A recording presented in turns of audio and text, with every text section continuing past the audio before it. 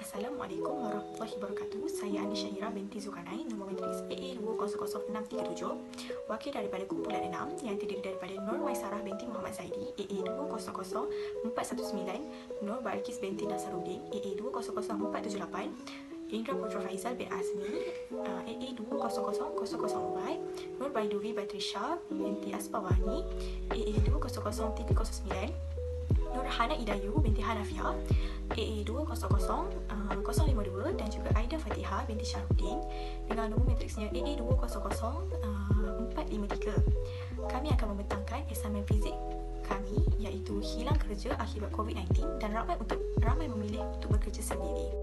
Assalamualaikum warahmatullahi wabarakatuh. Nama saya Indra Putra Faizal bin Azmi dan kali ini saya akan menerangkan tugasan kumpulan fizik kami iaitu yang bertopik hilang kerja akibat COVID-19, ramai yang pilih untuk bekerja sendiri. Baiklah, seterusnya saya akan menceritakan tujuan tugasan kami lakukan ini. Baiklah, yang pertama kami untuk mengkaji berkenaan seorang individu yang telah hilang kerja akibat pandemik COVID-19 ini. Sebab kita tahu disebabkan pandemik ini ramai telah hilang pekerjaan, sektor kerajaan juga telah mengurangkan kuota pekerja mereka, dan ramai daripada mereka yang telah diberhentikan kerja itu memilih untuk bekerja sendiri sebagai salah satu cara ataupun alternatif untuk menyara hidup dan menyara ekonomi mereka.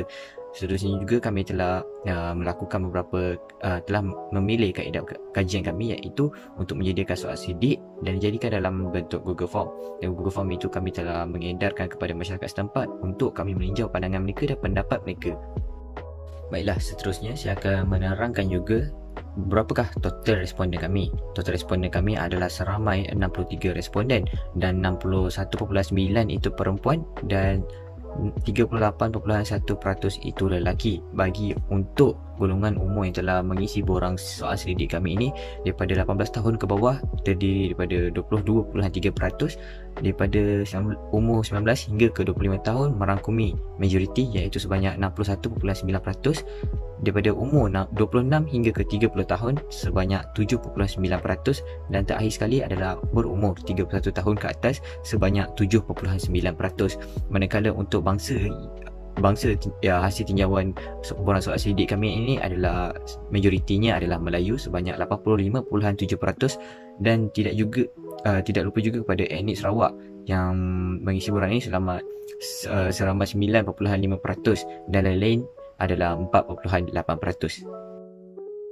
Soalan yang pertama ialah, apakah bantuan yang sesuai oleh kerajaan dalam membantu untuk meningkatkan ekonomi seseorang dalam pandemik? Yang pertama ialah bantuan dari segi kewangan. Hal ini kerana ia dapat membantu seseorang untuk mendapatkan modal berniaga. Sewaktu pandemik COVID-19 ini, kebanyakan peniaga-peniaga kecil kehilangan modal mereka untuk berniaga. Ini telah menjejaskan ekonomi mereka dan telah menyebabkan mereka kehilangan sumber pendapatan.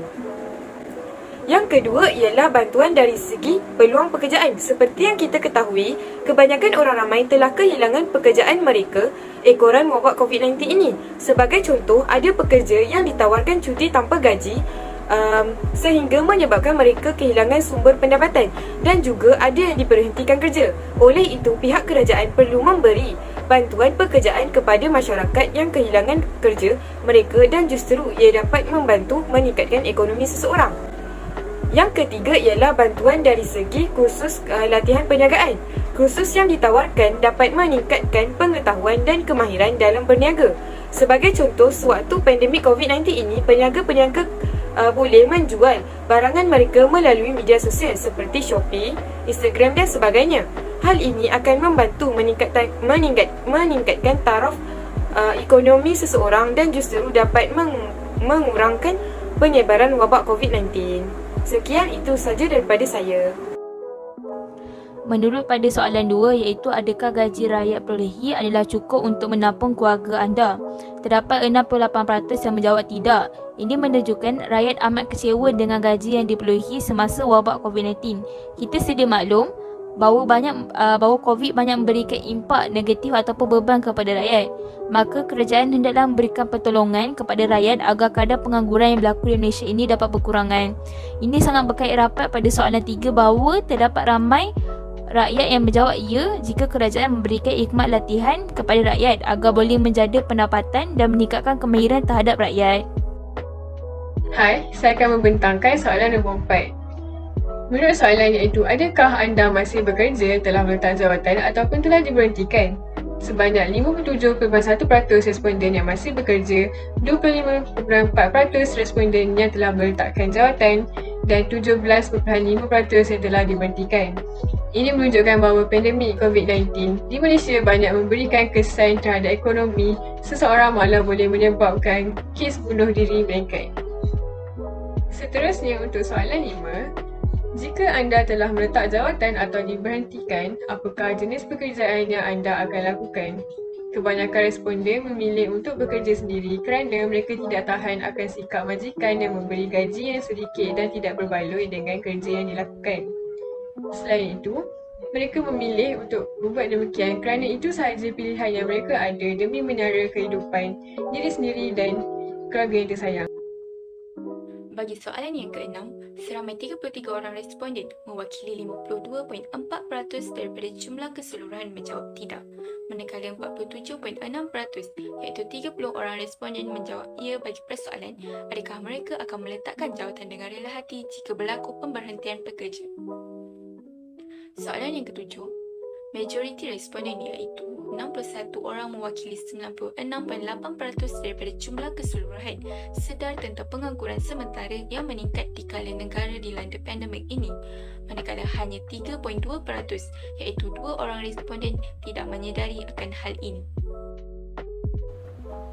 Berdasarkan soalan nombor 8 yang menanyakan tentang bagaimanakah cara untuk anda mencari pekerjaan baru pada musim pandemik COVID-19 ini, lebih banyak responden memilih untuk mencari pekerjaan baru melalui artikel di online. Hal ini kerana banyak maklumat yang mudah untuk didapati melalui online sahaja pada masa kini. Selain itu, kita juga tidak digalakkan untuk keluar dari rumah kerana COVID-19 ini adalah sangat bahaya dan kesnya meningkat dari hari ke hari. Dan kebanyakan para pekerja juga lebih digalakkan untuk bekerja dari rumah. Soalan yang ke-9, adakah anda memerlukan bantuan kewangan jika anda memilih untuk memulakan perniagaan sendiri? Rajah menunjukkan tidak balas responden berdasarkan bantuan kewangan untuk memulakan perniagaan. Daripada 61 responden, seramai 58 orang bersamaan dengan 92.1% menjawab ya, manakala 3 orang responden iaitu bersama dengan 7.9% menjawab tidak. Berdasarkan peratusan cartapan ini, majoriti responden memerlukan bantuan kewangan untuk mereka memulakan perniagaan. Hal ini kerana untuk memulakan sesuatu perniagaan, kita mestilah mempunyai modal yang agak tinggi. Dari segi kos pengiklanan, kos penghasilan produk itu sendiri dan sebagainya.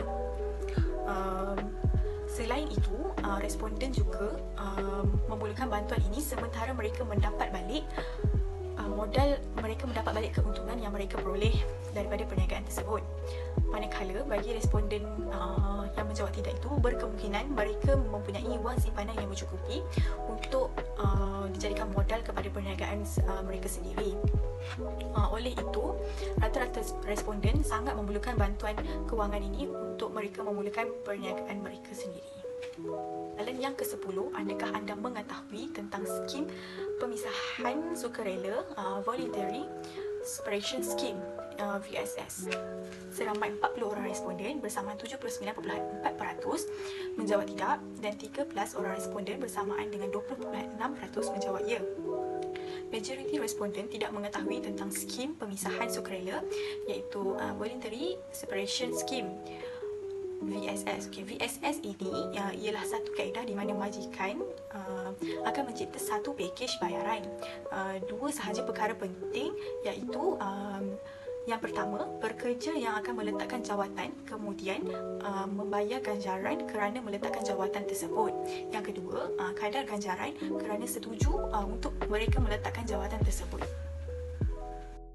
Baiklah, dan akhir sekali saya ingin menjelaskan bahawa dan saya ingin merangkumkan semua hasil borang soal sidik kami lakukan ini dan tinjauan kepada para responden iaitu seramai 63 orang itu. Kami dapat rangkumkan bahawa semua responden yang bersetuju yang kerajaan ini memainkan salah satu peran yang penting lah untuk membantu rakyat tidak kira daripada segi ekonomi, mampu kesihatan dan sebagainya. Dan rakyat juga itu tak terkecuali memainkan peranan yang penting juga untuk menyokong semua inisiatif dan insentif yang diberikan oleh kerajaan. Jadi dekat sini bukan sahaja pihak kerajaan yang perlu bekerja keras untuk menolong rakyat, malah rakyat juga perlu menyokong setiap apa perkara yang dilakukan oleh kerajaan agar keharmonian terus dapat dijaga. Sekian, terima kasih.